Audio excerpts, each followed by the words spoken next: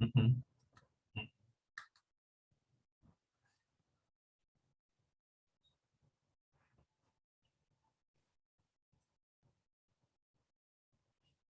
Ahí, Ahora sí, perfecto. ahora sí. Profesor Oscar Iván Arias Díaz, ¿Cómo te va, ¿cómo le va? Alejandro? ¿Cómo va la cosa? Bien, bien. Ahora que lo veo, ya recuerdo, ya recuerdo. Me dice esa que estás en Bogotá. Ok, voy a estar en Bogotá, yo estoy en Barranquilla. Ajá, No, bueno, mira, es que en Bogotá yo. Ah, Bogotá no. No, hombre, no, ¿por qué iría a Bogotá? A mí no me no gusta sé, tanto no Bogotá. sé. Yo dije, ir a pasar vacaciones en Bogotá está como Sí, raro. no, no, no, no. No, no, no, no, no. Sé que bueno, parte de la industria cinematográfica centralista está allá, pero no, no. O sea, yo considero que tengo como muy a lo Peter Jackson, muy a lo Taika Waititi, que también tiene Nueva Zelanda como base.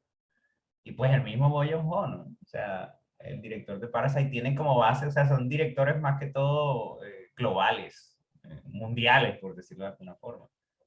Y en sus prácticas lo que hacen es tener como una sede oficial, por decirlo de alguna forma, y se mantienen en sus países. Viajan a Los Ángeles, viajan a Nueva York, vayan donde está el rodaje, pero tienen una base.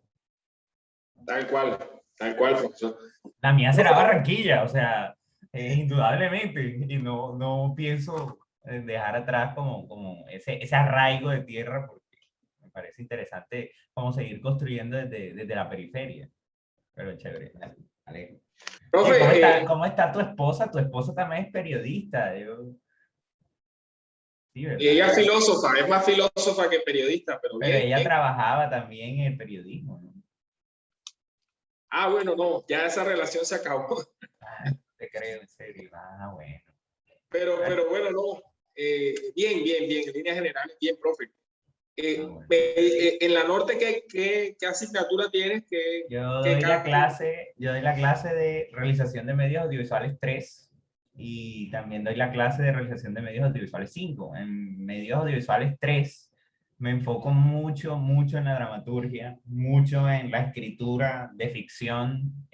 Hay un debate siempre sobre si el documental se escribe o no, pero yo soy de los que piensa que hay unas estructuras y unas formas narrativas del documental. Entonces, sí, esas son las dos clases. O sea, sí, si te digo como que también doy clase en la Sergio Arboleda, en la Universidad del Magdalena, o sea, me toca moverme en distintas arenas. Esa es como la vida del catedrático, ¿no? Pero chévere, Claro que chévere. sí. Profe, tú estudiaste cine, ¿no? Yo estudié una maestría en dirección de cine en la Universidad de Barcelona. Luego de mi paso por el Heraldo, creo que tomé una decisión como personal y me di cuenta que el periodismo, como vocación, la respeto mucho, pero los salarios son Nada muy que ver. duros, muy duros, muy duros. Y pues sí, o sea, fue como... Lo, quiero mucho a la casa de ustedes, o sea, con Alex, con Denis, que para mí es un amor, con Cruzy, que ahora está como en Estados Unidos, hablo todavía. Sí. También Wigo, William González, que es un personaje, y los reporteros gráficos, los diseñadores gráficos, o sea, creo que hay como mucha camaradería y sí son como una familia, o sea, independientemente del salario, se tratan como familia y eso me pareció muy bacano y dejé como grandes amigos ahí, ¿no? O sea, eso es lo bacano. Sí, me acuerdo que Claro tú que sí. estabas como en revistas en la parte de lo tuyo y tal, y Sí. creo que te pregunté como dos, tres cosas y yo decía, este man se la pasa en la jugada y dije como que es mejor que trabaje en lo suyo. Oh, he pasado por todos lados, judiciales, política, La vida del periodista, ¿no? Así como el catedrático. periodista. Sí, periodista, hay que darle a todo. Oye, Y Oscar, bueno, no. eh, felicitaciones por tu maestría también. Yo estoy también muy cercano al profesor Juan Pablo Ferro. Yo creo que es importante el tema de siempre buscar como el conocimiento y renovarse. Y pues nada, bacanísimo que tengas una maestría y seguramente te estaré escribiendo para que hagas parte como de algún proyecto dentro del periódico El Punto, donde yo también tengo como un rol activo, ¿no? O sea, pero chévere. no, dale, con mucho gusto. Eso. Píntamela para gloriarla. Ole, Este, dale. oye, Oscar, bueno, ¿Te viste el juego del calamar? Sí, claro. Tengo como la fortuna, o tal vez como uno se dedica mucho a esto del cine y el audiovisual, eh, me vanaglorio y siempre lo hablo como con mi familia, soy el que les recomienda cosas, ¿no? O sea, prácticamente como los memes esos que dicen que estudiaste comunicación, toma la foto. Tú que estudiaste arquitectura, entonces hazme este plano. Entonces, como desde el cine y el audiovisual siempre me preguntan mis amigos y mis familiares como qué ver, ¿no? O sea, y uno tiene que estar como lo dices tú, como en esa movida. Y antes de que fuera tendencia, sí, quiero decirlo y como resaltarlo, eh, me acerqué mucho a la industria de Corea del Sur, principalmente Sí. por los largometrajes que han hecho.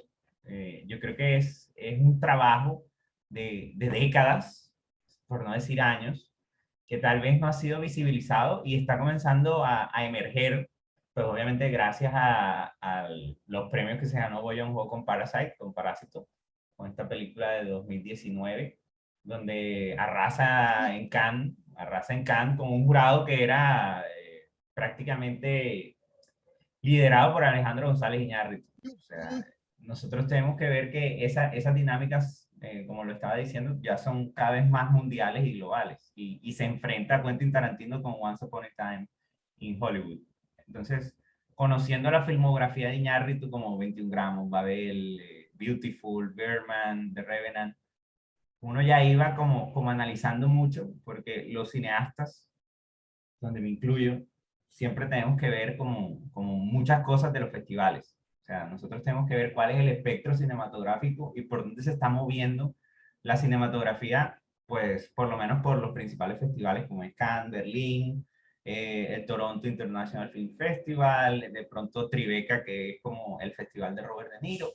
Y sencillamente al punto de que cuando Iñárritu le da la Palma de Oro en Cannes a Bong Joon-ho, fue como una necesidad de ver la película. Como lo dije también, ya había visto muchas cosas del cine de Corea del Sur. Hay una peli que se llama I Saw the Devil. Y lo que he visto en ese barrido es que juegan mucho con los géneros y con la estructura, que es lo que también yo me dedico a analizar mucho, como cómo está compuesto el guión, cómo está compuesta la puesta en escena, cuál es la posición de los actores, cuáles son los movimientos dentro del cuadro, cómo está configurada la secuencia, las escenas, los planos, cómo se coloca la música, que creo que ellos tienen prácticamente ya un estilo, hay un estilo que nosotros podemos identificar cuando vemos filmografía o audiovisual salido de Corea del Sur. Hay dos productos audiovisuales para entrar como en materia. El producto audiovisual que sería los largometrajes, que es el cúmulo de lo que sería el cine nacional, ¿verdad? O sea, el cine nación de Corea del Sur ya podría decirse que tiene una tradición con Park Chan-wook y de pronto puedes buscar esa información y rectificarla con Old Boy. O sea, Old Boy es una película que marca lo que sería en los principios del siglo XXI en Corea del Sur por un plano secuencia muy bien ejecutado. Entonces nosotros vemos que ¿Cómo se hay llama la película? Old Boy como chico viejo, Old Boy, Old Ok. Boy. De todas maneras, yo por el WhatsApp te puedo escribir como ciertos títulos, pero sí me gusta como rectificar mucho el tema de el nombre del director, la fecha, sabes que uno tiene que estar muy pendiente de eso. Pero Sí. bueno, con Old Boy y con sus predecesoras, porque ya no podríamos decir que el cine en Corea del Sur era algo escaso, sino que con el advenimiento del cinematógrafo como que se esparce la tendencia de contar sus propias historias, ¿no? Entonces, cuando nosotros hablamos del ecosistema audiovisual, el ecosistema o la industria audiovisual de Corea del Sur, hay dos productos que comienzan a exportarse, que comienzan a generar nuevas dinámicas. Primero sería el K-drama, los dramas coreanos, los dramas de Corea del Sur, que son, podría decirse que se acercan mucho a la telenovela latinoamericana, se acerca mucho, porque usa el género del melodrama para contar una historia.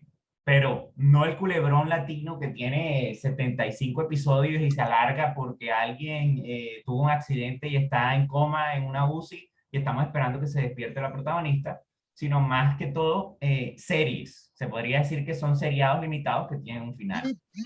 pocos son los ejemplos que tienen segundas temporadas. Entonces, dentro de esos títulos del K-drama, comienzan Voice Over Flowers. Hay muchos que están disponibles en Netflix, que podría decirse que ya serían clásicos, ¿no? O sea, como que comienzan a tener una relevancia y entran a Latinoamérica porque son doblados en México. Al doblarse en México, pues hay una mayor difusión porque no está la barrera idiomática. O sea, ya no hay subtítulos y la gente los escucha. En segundo caso sería toda esta parte del K-pop, ¿no? O sea, como industria cultural, ya entendiéndolo como una industria cultural donde nosotros vemos intercambios y transacciones, por decirlo de alguna forma, desde la economía, la música coreana. O sea, la música de estos ídolos del pop que comienzan a desarrollarse y comienzan a movilizarse y entienden que la industria se está moviendo a través de esto, ¿no? A través del dispositivo móvil y a través de los fanáticos.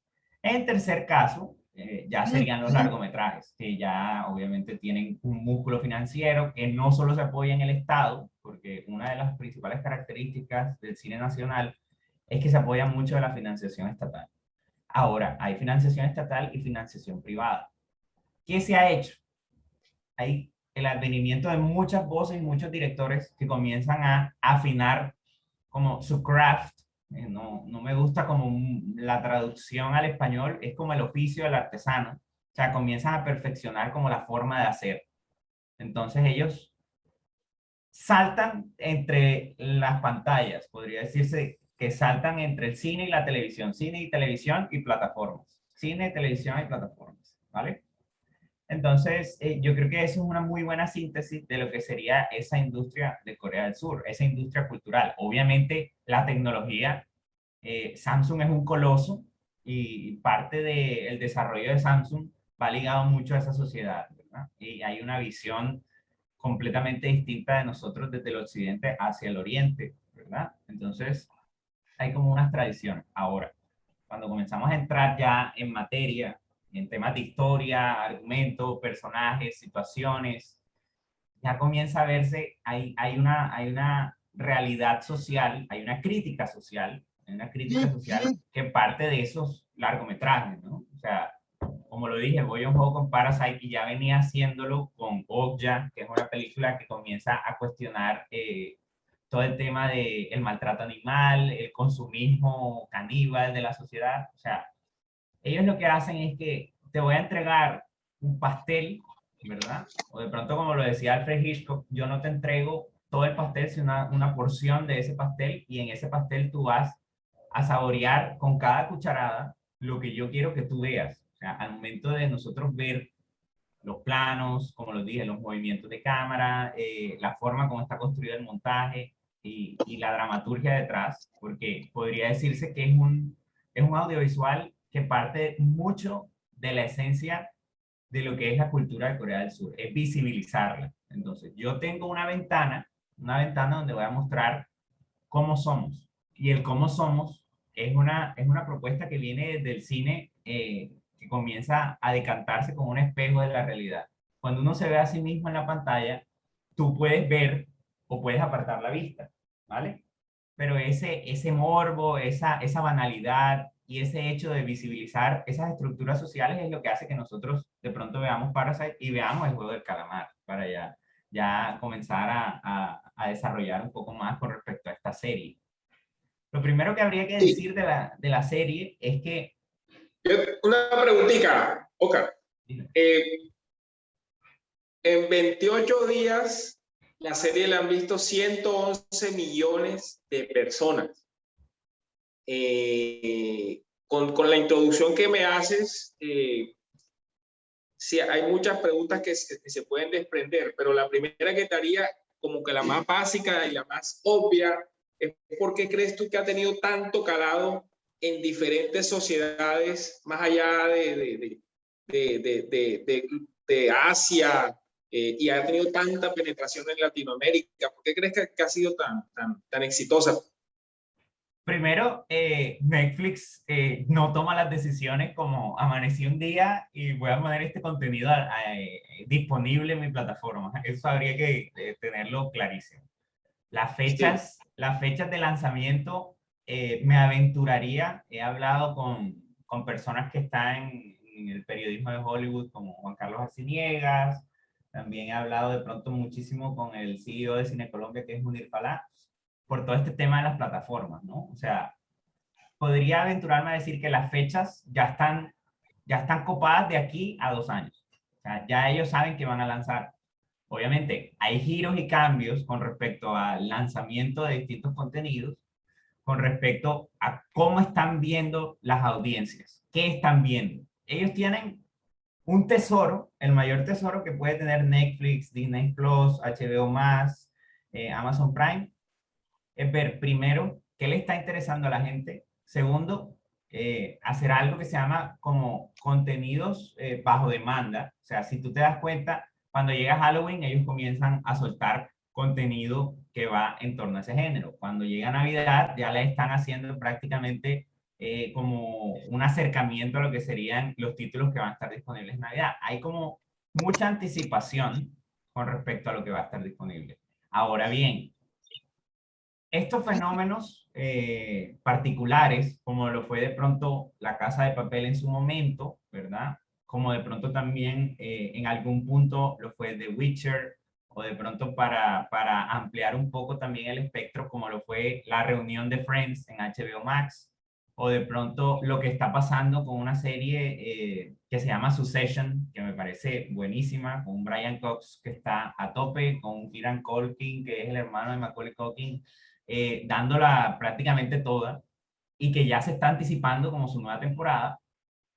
Estos contenidos que parten de esa dinámica de industrias audiovisuales locales, como lo es Corea del Sur, y que comienzan a hacer un hit, si nosotros podemos llegar a decantarlo y decir cuál es la fórmula mágica, cuál es la fórmula mágica, yo podría decir que es al final del día, como lo decía Ernesto Macauslan, Gabriel García Márquez, incluso Álvaro Cepeda Zamudio, es saber contar el cuento.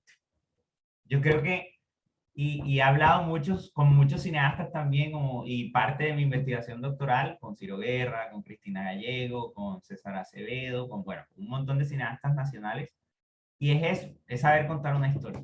Si tú cuentas una historia de una forma efectiva, completa y sustancial, alguien la va a ver, así sea que la vean 50 personas o 11 millones, 125 millones, es el interés. Al final del día seguimos siendo esos hombres primitivos que se colocaban en círculo en una hoguera y contaban como las aventuras de si yo caminé 1 kilómetro, y seguro no había ni siquiera sistema métrico decimal para decir que era 1 kilómetro, pero yo encontré un río y después volvías a esa villa, que es prácticamente lo que nos decía Marshall McLuhan con esa aldea global. Hoy más que nunca, los preceptos de Marshall McLuhan, de pronto más contemporáneos sería Carlos Escolari o Henry Jenkins.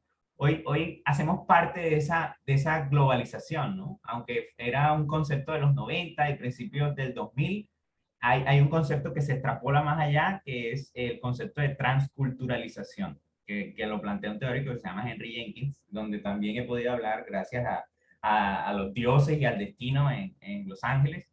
Entonces, ese proceso de transculturalización nos dice que, número uno, las audiencias cada vez ser más activas. Hay un escenario que son las redes sociales. Qué mejor boca a boca de que te hagan memes, ¿no? Qué mejor boca a boca de que de pronto se convierta en una conversación no solo partiendo de la base de Twitter, Instagram, Facebook, sino que también comience a ser recomendado en el Radio Bemba, tan popular para nosotros en la región Caribe, ¿no? Y como el ser caribeños, y como Héctor Lavoe también de pronto lo cantaba, ¿no? Esa Radio Bemba no se va a detener. O sea, qué mejor forma de difusión, promoción y divulgación de que si alguien lo ve y lo recomienda, va a ser como un efecto de bola de nieve, ¿no? O sea, y mira que nosotros estamos hablando, y ya llevamos bastante tiempito hablando de algo que nace en Corea del Sur como la visión de un director que parte de su experiencia propia, porque saca un largometraje que se llama The Father, y ya comenzó a entrar en el radar, comienza a ser visto por Hollywood. O sea, hace parte de programas como Jimmy Fallon, todos estos late shows que son prácticamente como una forma como los norteamericanos comienzan a ver otras cosas. Y como lo dijo también Boyon Ho, cuando ustedes comienzan a leer los subtítulos, pues sencillamente se van a acercar a nuevas formas y a nuevas propuestas, ¿verdad? Entonces, Sí. para resumir eso que me decías, número uno, no hay una fórmula mágica. Número dos, los datos, de alguna forma le ayudan a la plataforma a tomar decisiones. Número tres, el contenido es el rey. Hoy más que nunca, y también como lo citaba Henry Jenkins, que es como uno de mis teóricos favoritos, el contenido es el rey. El contenido es el que nos lleva a de pronto vernos algo que ya pasó como pecados capitales, o Pablo Escobar, que ya es prácticamente, podría decirse que es un mito que se ha ido reforzando por toda la cultura del narcotráfico, a veces idealizar ciertas cosas, etcétera, etcétera, pero es eso, ¿no? O sea, de pronto el contenido, un muy buen contenido, siempre va a ser como un muy buen pedazo de pastel. Y de pronto te pueden decir a ti, el pastel de chocolate de Nancy Cabrera es muy bueno, pero prueba el de Dulcerna. Y esa variedad es lo que hace que o sea, la persona que enciende su dispositivo, porque ya no podemos hablar de enciende su televisor, sino enciende su dispositivo, su tablet, su computador, y ingresa a Netflix, necesita tener una conexión, necesita tener una cuenta, necesita, bueno, pagar una mensualidad y decide ver qué tendencias hay. O sea, por arrastre, cuando hay un gran número de usuarios visualizando ese contenido, va a generar un interés. Va a generar un interés. Y hay gente que va a sencillamente dejarse llevar por lo que está viendo y escuchando, y hay gente que sencillamente se va a apartar de ese contenido, como ha pasado, ¿no? Hay gente en Latinoamérica y específicamente en Colombia que yo no voy a ver eso porque es muy violento, ¿no? Entonces, cuando tú recibes ese y consumes ese contenido y te das cuenta que de pronto, cuando tú enciendes un televisor y vemos como el caso de los niños de Tibú, o sea, eso es una cosa más horrible que cualquier cosa que podemos ver en ficción. O sea, es más horrible que ver a la novia de Tarantino en Kill Bill matando a Tutiplén, a un montón de japoneses, cuando se enfrenta a Orochi, pero no, o sea, es ese de pronto tal vez esa crítica social que existe, porque ¿quién no tiene deudas en este mundo Ahí, neoliberal ahí, y ahí va capitalista, Oscar. ¿no? Ahí va Oscar. Tal vez uno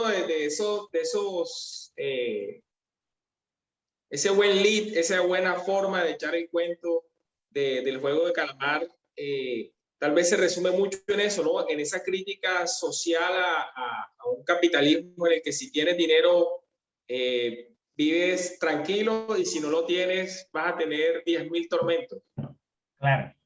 Yo te muestro este libro que es La dramaturgia de Isla Bandier. Yo siempre soy así como en mis clases también. Es un libro un poco extenso, pero en este libro, cuando yo lo leí en la maestría en Barcelona, que fue prácticamente un profesor que se llama Yao Maciá, que era el director de la escuela de cine, y me dijo, tienes que leerte este libro, y me dijo, lo venden en tal librería, etcétera, etcétera.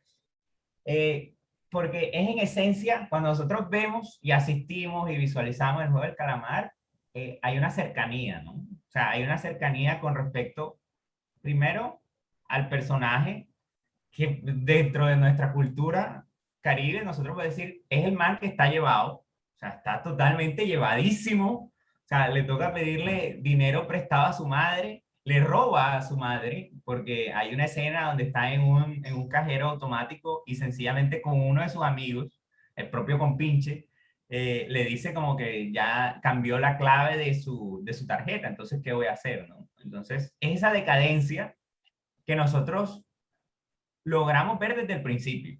O sea, la vemos desde el principio y tú dices, bueno, este es un perdedor, este es un antihéroe.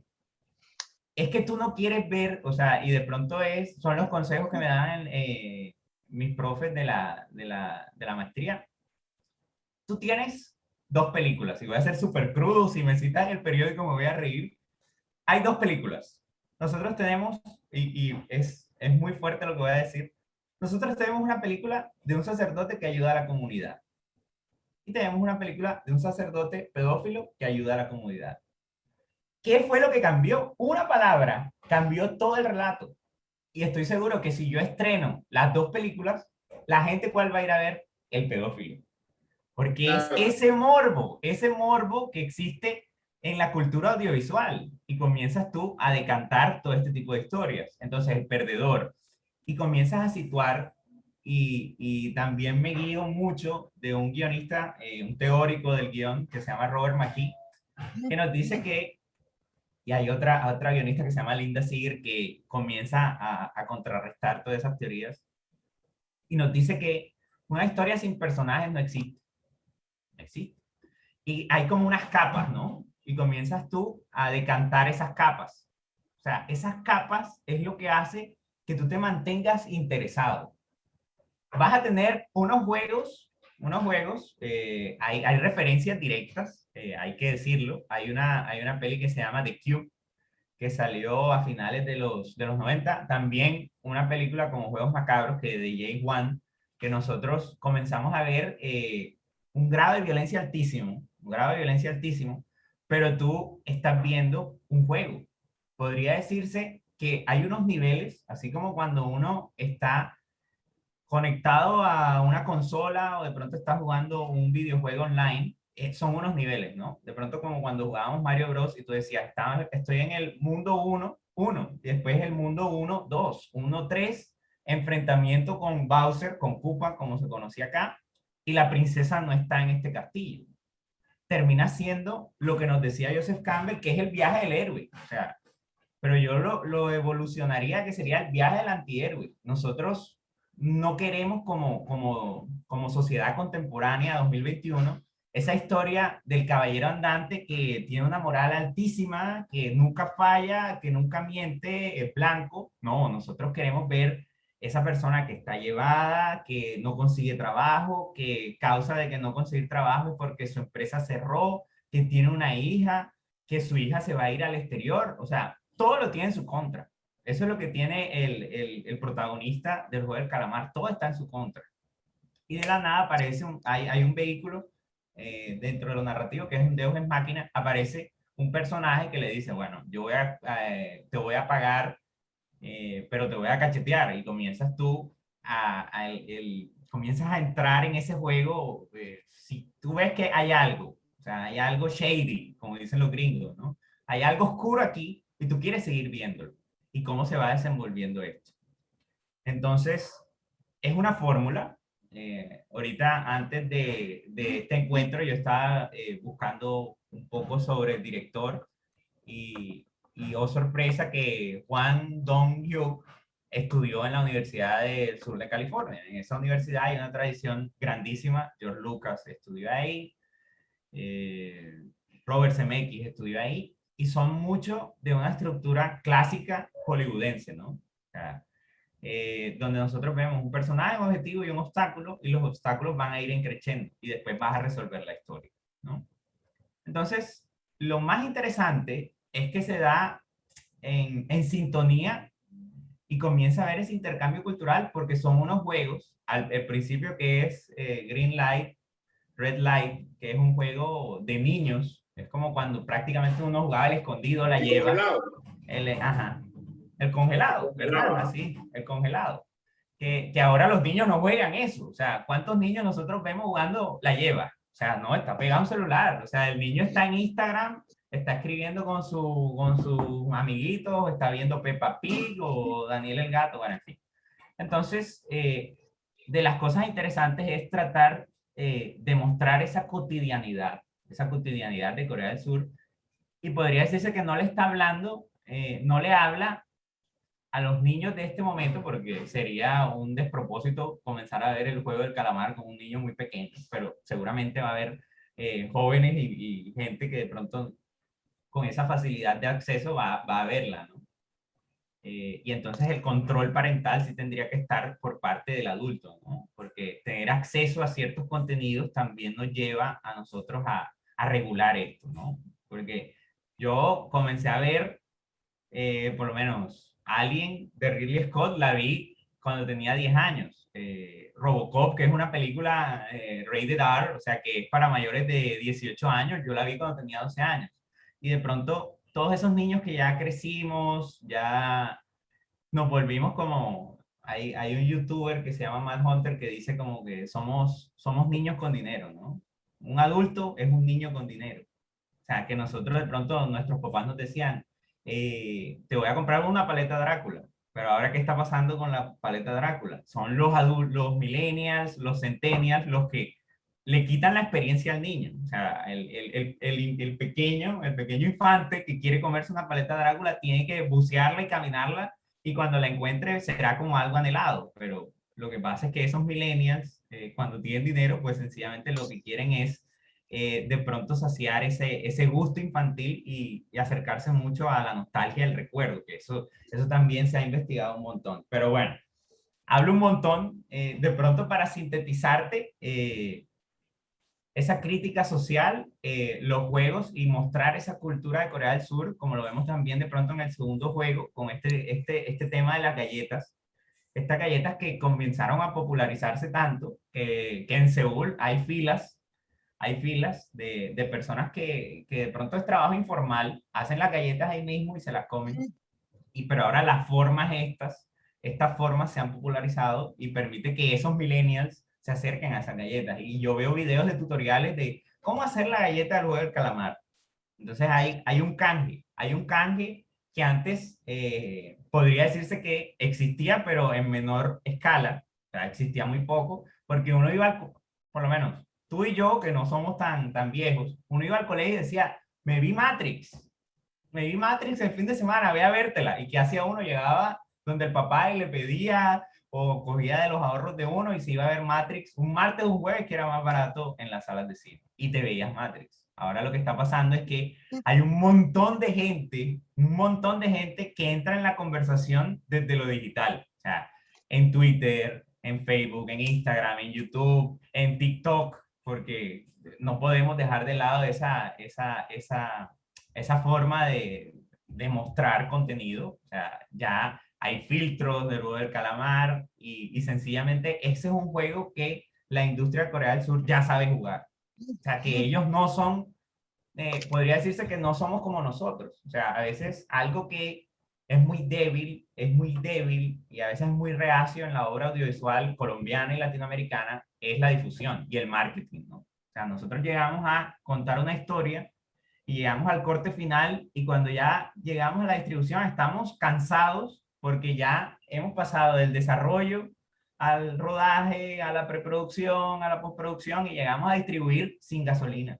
O sea, y es algo que no está en los presupuestos. O sea, no está en los presupuestos, prácticamente muy pocas veces están los presupuestos estatales cuando nosotros queremos generar contenido y desarrollar propuestas audiovisuales. La distribución que es podría decirse que es uno de los eslabones más importantes de la cadena de valor, no le damos como la importancia necesaria, esa distribución. O sea, cuando nosotros Así decimos, es. bueno, yo hice un cortometraje y yo quiero que llegue aquí, aquí, aquí, aquí y acá, ¿vale? Entonces, cuando llegamos a esos planes de distribución o a planes de marketing desde el audiovisual, me parece importante los esfuerzos que está haciendo el MINTIC por tratar de generar conocimiento. Hay un curso que va sobre marketing audiovisual, de pronto lo puedes buscar, está en Proimágenes, para que de alguna forma también sensibilices desde lo que vas a escribir y digas como que, no sé, de pronto en el digital puedes decir que promover ese tipo de espacios es importante porque ya le estás cambiando un poquito el chip a las personas.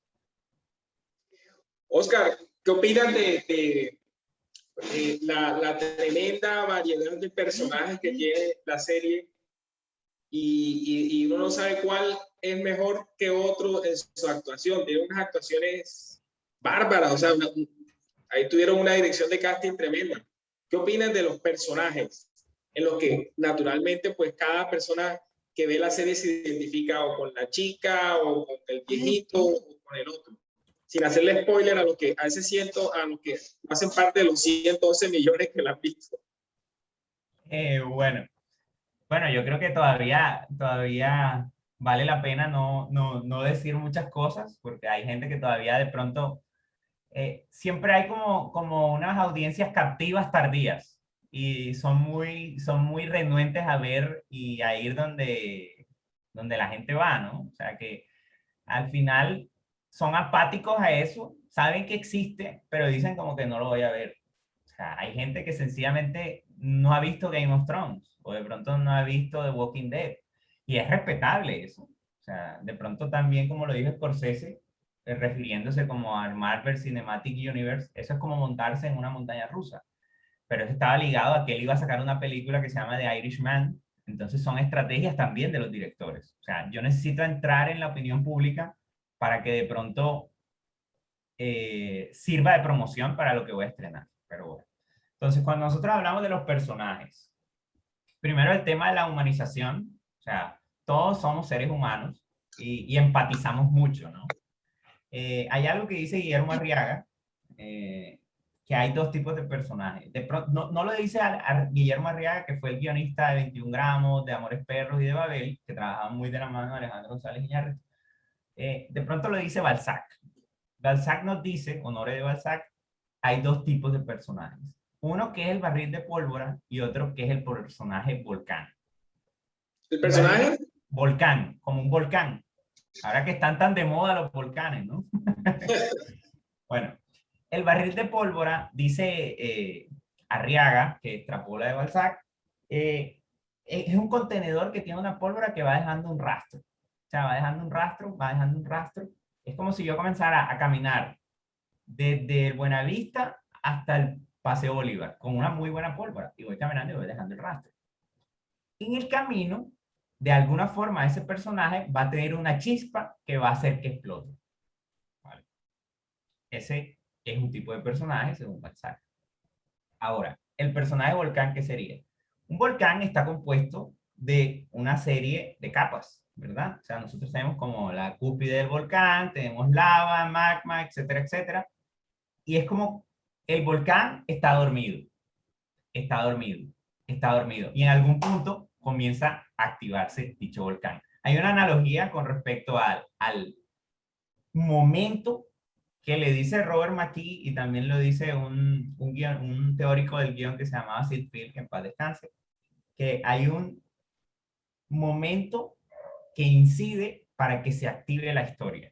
Y esos momentos están muy marcados en todo el desarrollo de los capítulos. Hice un barrido y dije, lo primero que quiero ver es ver la estructura aristotélica, verla. Planteamiento, constancia y resolución, lo que nos enseñaban de niños, inicio, nudo y desenlace. Uno lo tiene que llamar ya entrado un poco más en años y profesionalismo, planteamiento, constancia y resolución. ¿Planteamiento? Constancia y resolución. Ok. Entonces, cuando tú tienes este tipo de series, tú puedes tener, desde la estructura, puedes tener unos episodios que son independientes o dependientes. Lo que vemos es una sección lineal donde son dependientes los episodios. O sea, esa estructura episódica, el 1, el 2, el 3, depende de la sucesión de eventos que hemos visto antes. O sea, podemos decir que es lineal. Bien. Si yo me veo de pronto, voy a hacer un ejemplo, acaban de estrenar uno que se llama Oaks Studios, que es una serie que era escrita por Neil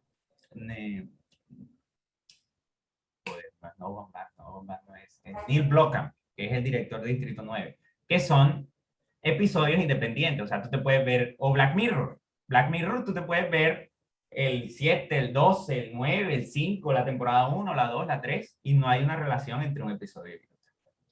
En el juego del calamar sí hay relación. Bien, yo dije, bueno, hay una relación, son episodios, no son independientes, son dependientes completos. Ahora, después me puse a ver la duración. Ya la había visto. Hay tres visionados que uno ve en el audiovisual. Esto lo dice André Bazin, lo dice también Christian Metz, lo dice también un norteamericano que se llama James Monaco. Bueno, todo el mundo lo dice. Hay tres visionados. Un primer visionado que tú te dejas ver. O sea, dejas ver y escuchar y te dejas sorprender. Estoy hablando ya desde mi postura, ya que uno comienza como a entender cómo cuentas la historia. Ese es el primer visionado. El segundo visionado, ya comienzas a delimitar los temas, cómo van los personajes, las situaciones. Y el tercer visionado es que deconstruyes mucho, deconstruyes. Si nosotros hiciéramos eso, sencillamente no tendríamos vida, ¿verdad? O sea, 3 veces verse el mismo contenido, pues, ¿en qué momento voy a trabajar? ¿En qué momento voy a estudiar? Etcétera, etcétera. Lo que hace a veces el ojo experto, o sea, los cinéfilos, las personas que se dedican al audiovisual, es tener ese visionado en el primer momento. No es lo mismo como yo puedo observar el juego del calamar, La Casa de Papel, Game of Thrones, de cómo lo puede ver de pronto una persona, sin desmeritar a alguien que vive en Santo Tomás y primera vez que entra a la plataforma de Netflix. O sea, la cultura audiovisual depende mucho de cómo yo entiendo a los personajes, que es lo que nosotros estamos hablando en este momento. Entonces, cae sobre el personaje la historia.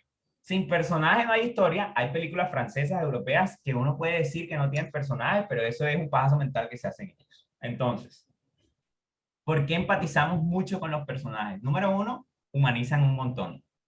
Humanizan un montón. Segundo, desde un análisis, desde una perspectiva, podría decirse que se utiliza mucho el enneagrama, que son los 9 tipos de personalidades. Es una construcción que hace el guionista Andrés Salgado, que ha hecho La Reina del Flow, ha hecho tiempo de pies a cabeza, es profe de la Universidad de Magdalena, conocido mío, muy buena gente. Él utiliza el enneagrama cuando de pronto yo tuve como un encuentro, o sea, comenzamos a hablar y él usa el enneagrama para situar a sus personajes y decir como que, bueno, este va a ser el rebelde, el héroe, el villano y así sucesivamente. Y eso es lo que vemos nosotros de principio a fin, arcos dramáticos. Arcos dramáticos que van dejando como lo que estaba hablando, hay como pequeños rastros de pólvora que en algún momento se van a activar, ¿verdad? Entonces, hay que situar la historia. Cuando nosotros vemos ese plano donde hay un montón de jugadores, ya tú comienzas a entender quiénes van a ser unos personajes que van a tener una relevancia principal y otros van a ser secundarios, ¿verdad? Siempre comienzas a dudar mucho. O sea, de pronto uno, cuando ya ha visto muchas cosas, tú comienzas a decir, ese tipo de espectador que dice como que en este momento va a pasar tal cosa y va a tratar de anticiparse, ¿verdad? Y dice como que el malo es este, que era lo que hacíamos nosotros. No, el malo no es este, sino este. Pero el antagonista es este, pero termina siendo que el bueno no era tan bueno y termina siendo el antagonista. ¿Vale? Humanizar. Usar personalidades propias. O sea, hay un carácter de backstory que no se muestra dentro de lo que vemos en el juego del calamar, sino que se dialoga más. Algo que me sorprendió a mí es que tú puedes hacer que el juego comience de principio a fin, pero hay una subtrama que le habla directamente a la audiencia. ¿Cuál es esa subtrama? Ese policía que decide investigar. El policía que decide investigar, sencillamente somos nosotros entrando en el juego y comenzando a entenderlo. ¿Vale? Para no dar ningún spoiler, para que sepan las personas que de pronto lean el artículo, se den cuenta de que ese personaje del policía hay que tenerlo en el radar y hay que comenzar a seguir cada una de las pistas que se van desarrollando en lo que va del juego. Otro personaje es el del médico. Cuando comienzas a ver cómo se está movilizando el médico y las cosas que parten de una organización, porque también hay una crítica directa a algo que se llama el corporativismo y los monopolios. O sea, hay corporaciones que no son del todo honestas, puras, por decirlo de alguna forma, y siempre hay como algo detrás, algo siniestro, ¿no? Detrás de las corporaciones puede haber algo siniestro. Algo que sí se puede llegar a criticar es la actuación y los personajes que son denominados como los VIP, que son los que prácticamente financian el juego, ¿no? O sea, que es un sentido muy cruel con respecto a la vida humana que termina siendo el espectáculo, tal cual como se manejaba en Roma antigua, en el circo romano, que nosotros veíamos unos gladiadores, ¿verdad? Unos gladiadores que se enfrentaban entre ellos y uno de ellos tenía que morir, ¿vale? Esa espectacularización de la delgada línea de lo que las personas pueden hacer por dinero es lo que nos hace ver. Porque como lo estaba diciendo Alejandro, en algún punto nosotros tenemos deudas, todos. O sea, yo creo que colombiano que no tenga deudas, hasta la más pequeña, pues será una persona que No, todos los colombianos tienen deudas, desde la persona que más dinero pueda llegar a tener, como de pronto Alejandro Santo Domingo o Luis Carlos Sarmiento Angulo, hasta Oscar Arias. Todos tenemos deudas, así sea pequeñas. Deudas, Así es.